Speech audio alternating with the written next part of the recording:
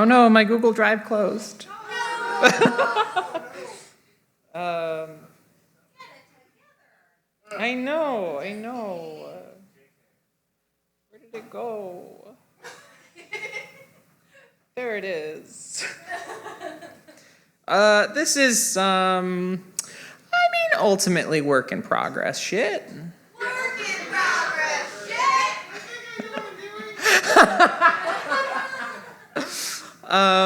It's called The Birds and the Bees. Unrelated. The alphabet is terrifying. A B, C? No, thank you. Is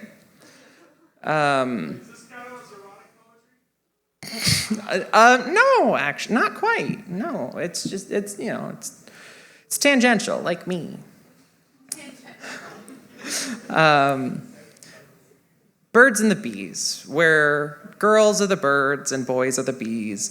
And in old-timey slang, women were still called birds, but we never call men bees. And when you look at the ratio of sexist or reductionist synonyms for women versus men, it's pretty obvious why, but it is all a fit.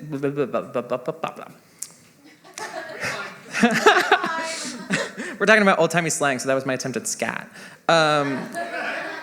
But it is a fitting metaphor.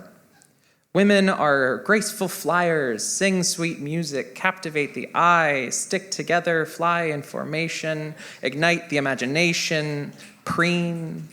And men can create honey so sweet, but so often their entire lives are defined by a little prick. But imagine if it were the other way. Men are birds.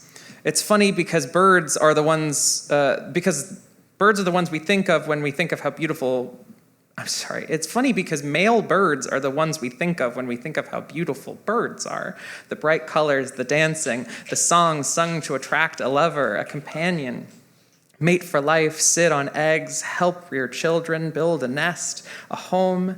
Still yet fearsome with raptors, birds of prey, because birds come in every shape and size imaginable, but still live and function in so much the same ways.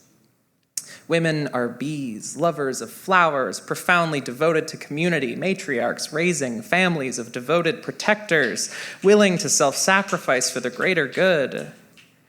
And see how much easier it is to say sweet things about bees when you think of them as women.